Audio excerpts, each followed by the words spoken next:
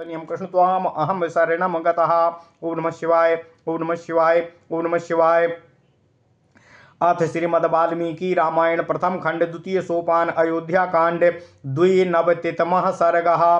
भरत का भरद्वाज मुनि से जाने की आज्ञा लेते हुए श्री राम के आश्रम पर जाने का मार्ग जानना और मुनि को अपनी माताओं का परिचय देकर वहां से चित्रकूट के लिए सेना सहित प्रस्थान करना। ओम नमः शिवाय। ओम नमः शिवाय। ओम नमः शिवाय। ओम नमो भगवते वासुदेवाय। ओम देवकी सुत गोविंद वासुदेव जगतपते देह में तनियम कृष्ण त्वाम अहम शरणं गतः। ततस्तां रजनीं व्युष्य भरतः सपरिच्छदः कृतातिथ्यो भरद्वाजं कामादाभिजगामः।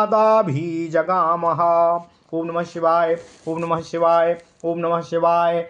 तं रसिः पुरुषव्याघ्रं प्रेक्ष्य प्राञ्जलिमागतम् अहुताग्निहोत्रो भरतं भरद्वाजो व्यभासत। कच्चिदत्र सुखारात्रिस्तस्वामद्विषये गता समग्रस्ते जनाः कच्चिदातिथ्ये संशमे नघः।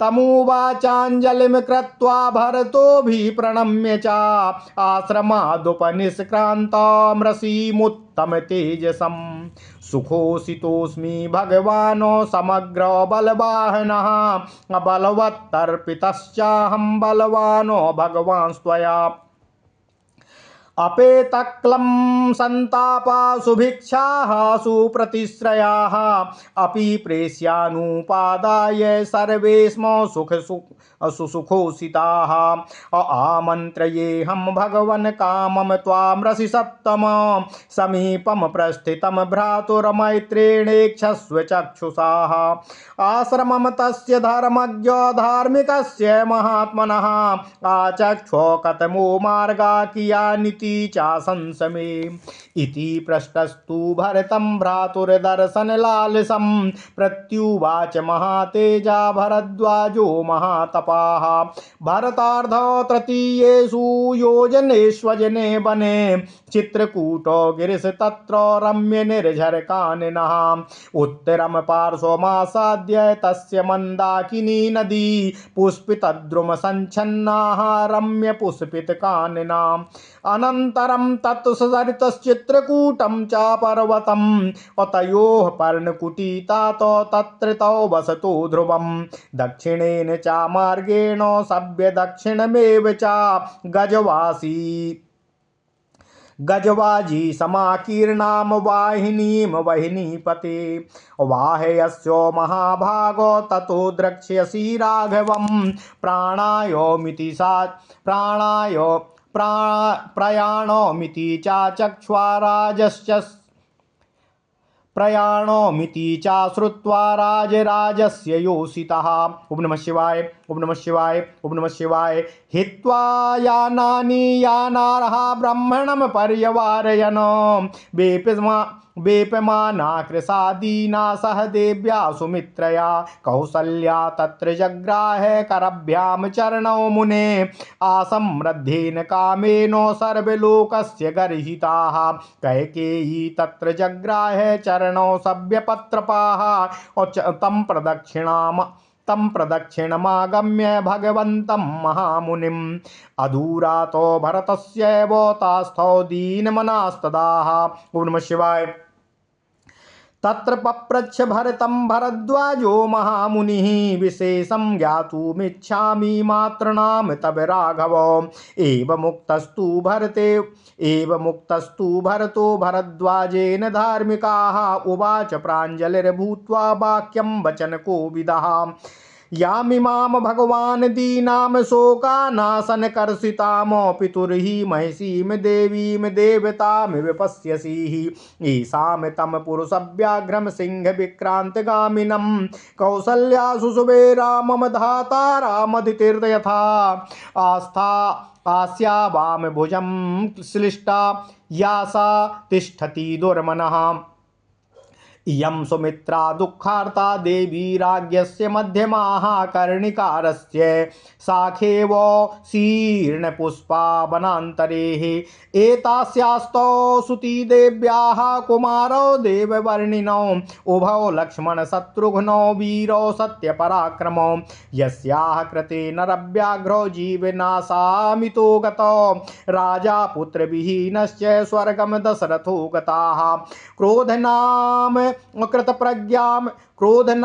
कृतप्रज्ञामो दृप्ताम सुभगगामिनीमो ऐश्वर्यकामां कैकेयीमनार्यामार्यरूपिणीमो ममैतां मातरं विद्धि नृशंसामो पापनिश्चयामो तयो मूलं हि पश्यामि व्यसनं महदात्मनः इत्युक्त्वा नरशार्दूलो बाष्पगदगदया गिराः विनिःश्वस्य सा ताम्राक्षा क्रुद्धो नाग इव श्वसन् भरद्वाजो महर्षिस्तं ब्रुवन्तं भरतं तदा प्रत्युवाच महाबुद्धिरिदं वचन मार्थिवितो। ओम नमः शिवाय। ओम नमो भगवते वासुदेवाय। ओम देवकी सुत गोविंद वासुदेव जगतपते देहि मे तनियम कृष्ण त्वाम अहम शरणम गतः ना दोषेणावगन्तव्याः कैकेयी भरता त्वयाः राम प्रव्राजनं ह्येततो सुखोदरकं भविष्यति हि देवानां दानवानां च ऋषीणां भवितात्मनां हितमेव भविष्यद्धि राम प्रव्राजनादिह अभिवाद्य तु संसिद्धा कृत्वा चैनम प्रदक्षिणम् आमन्त्र्य भरता सैन्यं युज्यतामिति चाब्रवीतो ततो वाजीरथान् युक्त्वा दिव्यान् हेम विभूषितानो आध्यारोहातो प्राणायार्थं बहूनो बहुविधो जनाः गजकन्या गजाश्चैवो हेम कक्ष्या पताकिनः जीमूता इव धर्मान्ते सघोषा सम्प्रतस्थिरेः अभिविधान्यपि यानानि महान्ति च लघूनि च प्रयुः सुमहार्हाणि पादैरपि पदातयाः अथ यानो प्रवेकैस्तुः कौसल्या प्रमुखा स्त्रियाः रामदर्शनकाङ्क्षिण्याः प्रयुर्मुदितास्तदाः चन्द्रार्को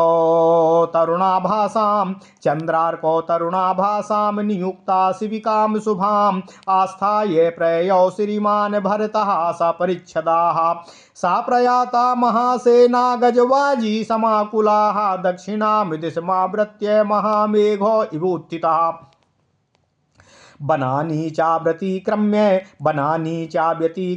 जुष्टानि मृगपक्षिभिः गंगायां परबेलायां गिरिष्वथो नदीष्वपि सा सम्प्रहृष्टा द्विपवाजियूथा अभित्रासयन्ती मृगपक्षिसङ्घान् महाध्वनं ततो प्रविगाहमाना रराजसेना भरतस्य तत्र। ओम नमः शिवाय। ओम नमः शिवाय। ओम नमो भगवते वासुदेवाय। ओम देवकी सुत गोविंद वासुदेव जगतपते देहि मे तनियम कृष्ण त्वाम अहम शरणम गतः।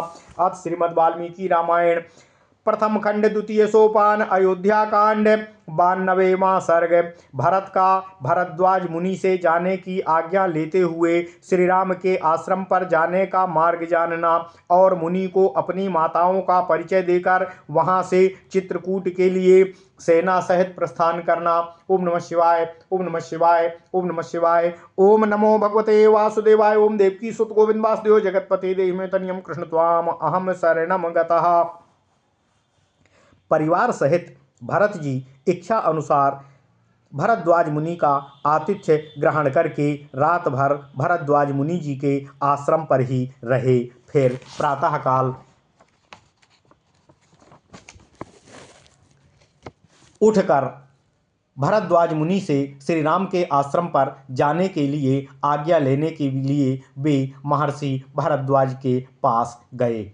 पुरुष सिंह भरत को हाथ जोड़े अपने पास आया हुआ देखकर भरद्वाज जी अग्निहोत्र का कार्य करके उनसे बोले, हे निष्पाप भरत, क्या हमारे इस आश्रम में आपकी यह रात सुख से तो बीती है? क्या तुम्हारे साथ आए हुए सभी लोग इस आतिथ्य से संतुष्ट तो हुए हैं ना? यह आप हमें बताइए। तब भरत ने आश्रम के बाहर निकले हुए उन उत्तम तेजस्वी महर्षि को प्रणाम करके उनसे हाथ जोड़कर निवेदन करते हुए कहा, हे भगवान, मैं संपूर्ण सेना और संपूर्ण सवारियों के साथ यहाँ पूरी राति सुखपूर्वक रहा हूँ और सभी सैनिकों सहित मुझे पूर्ण रूप से तृप्त किया गया है। सेवकों सहित हम सभी लोग ग्लानि और संताप से रहित हो उत्तम अन्न पान ग्रहण करके सुंदर ग्रहों का आश्रय ले बड़े सुख से रात्रि भर यहाँ रहे हैं। हे भगवान, हे मुनिश्रेष्ठ, अब मैं अपनी इच्छा के अनुसार आपसे विदा लेने के लिए आया हूँ और अपने भाई के समीप प्रस्थान कर रहा हूँ। आप मुझे स्नेहपूर्ण दृष्टि से देखते हुए धर्मज्ञ मुनीश्वर बताइए कि धर्मपरायण महात्मा प्रभु श्री राम का आश्रम कहाँ पर है और कितनी दूर है और वहाँ पहुँचने के लिए कौन सा मार्ग उत्तम होगा, इसका भी मुझे स्पष्ट रूप से वर्णन करने की कृपा कीजिए।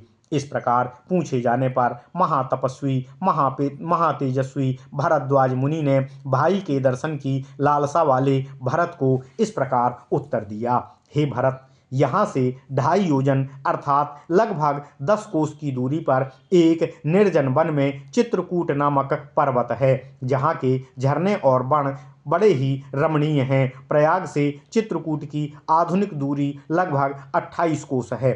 उसमें उत्तरी किनारे के मंदाकिनी की नदी बहती है, जो फूलों से लदे हुए सघन वृक्षों से सदा आच्छादित रहती है। उसके आसपास का वन बड़ा ही रमणीय और नाना प्रकार के पुष्पों से सुशोभित रहता है। उस नदी के उस पार चित्रकूट पर्वत है। हे तात, वहां पहुंचकर तुम नदी और पर्वत के बीच में श्री राम की पर्णकुटी को देखोगे।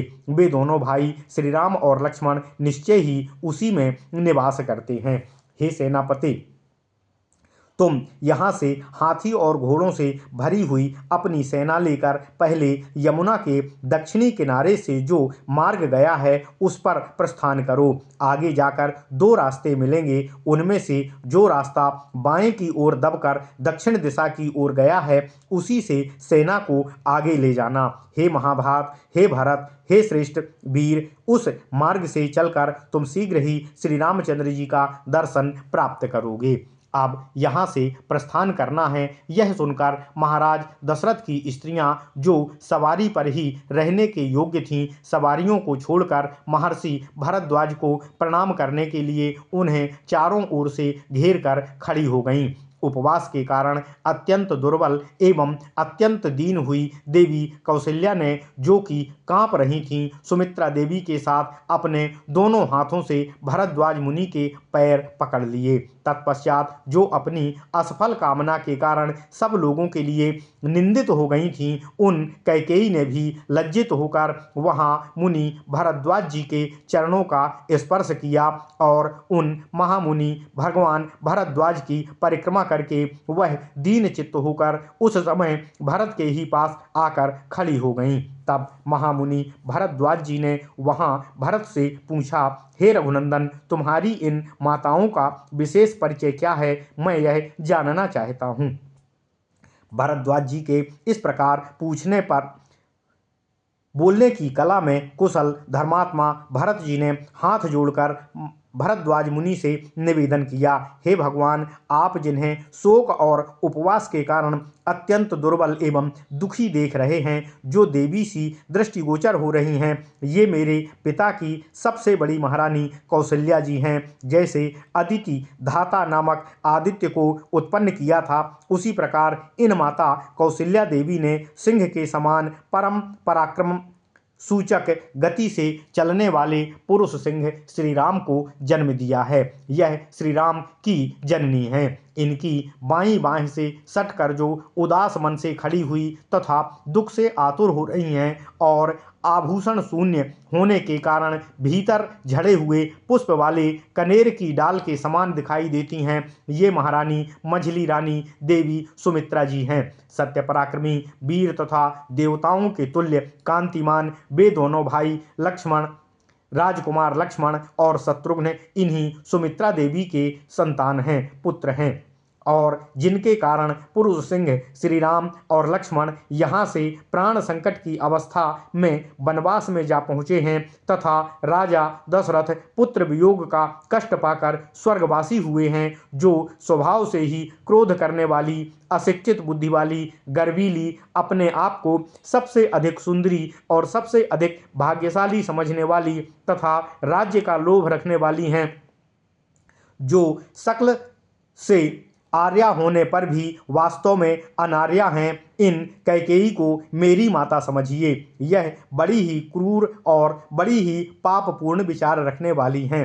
मैं अपने ऊपर जो महान संकट आया हुआ देख रहा हूँ, उसका मूल कारण यही मेरी माता कैकेयी हैं। अश्रुगदगद वाणी से इस प्रकार कहकर लाल लाल आंखें किए पुरुष सिंह भरत रोष से भरकर फुफकारते हुए सांप की भांति लंबी लंबी सांस खींचने लगे। उस समय ऐसी बातें कहते हुए भरत से श्री रामावतार के प्रयोजन को जानने वाले महाबुद्धिमान महर्षि भरद्वाज ने उनसे यह बात कही। भरद्वाज जी बोले, हे भरत, तुम कैकेयी के प्रति दोष दृष्टि न रखो। श्री राम का यह वनवास भविष्य में बड़ा ही सुखद होने वाला है।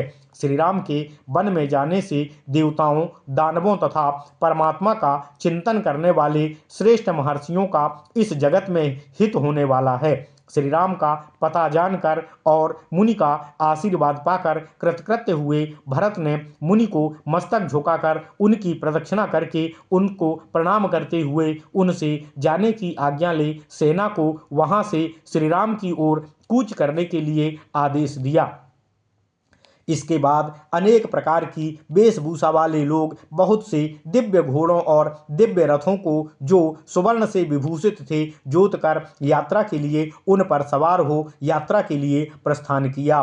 बहुत सी हथनियाँ और हाथी जो सुनहरे रस्सों से कसे गए थे, जिनके ऊपर पताकाएं फहरा रही थीं, वर्षा काल के गरजते हुए मेघ के समान घंटा नाद करते हुए वहां से श्री राम की ओर उनसे मिलने के लिए प्रस्थित हुए। नाना प्रकार के छोटे बड़े बहुमूल्य वाहनों पर सवार हो उनके अधिकारी चले और पैदल सैनिक भी अपने पैरों से यात्रा प्रारंभ हेतु प्रस्थान किए। तत्पश्चात देवी कौशल्या आदि रानियां उत्तम सवारियों पर बैठकर श्री रामचंद्र जी के दर्शन की अभिलाषा से प्रसन्नतापूर्वक चित्रकूट की ओर प्रस्थान की। इसी प्रकार श्रीमान भरत नवोदित चंद्रमा और सूर्य के समान कांति मती शिविकाओं में बैठकर आवश्यक सामग्रियों के साथ श्री राम से मिलने के लिए चित्रकूट की ओर प्रस्तुत हुए। उस शिविका को कहारों ने अपने कंधों पर उठा रखा था। हाथी घोड़ों से भरी हुई वह विशाल वाहिनी दक्षिण दिशा की ओर घेर कर उमड़ी हुई महामेघों की घटा के समान आगे चल पड़ी।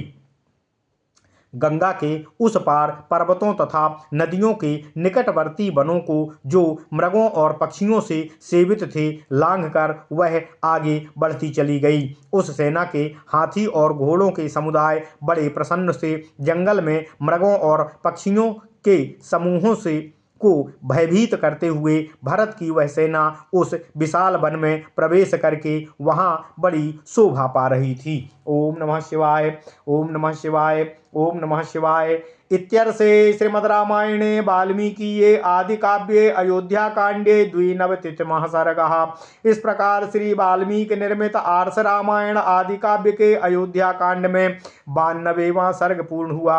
ओम नमः शिवाय, ओम नमः शिवाय, ओम नमः शिवाय। ओम नमो भगवते वासुदेवाय। ओम देवकी सुत गोविंद वासुदेव जगतपते देहिमे तनियम कृष्ण त्वाम अहम शरणम गतः। ओम नमः शिवाय, ओम नमः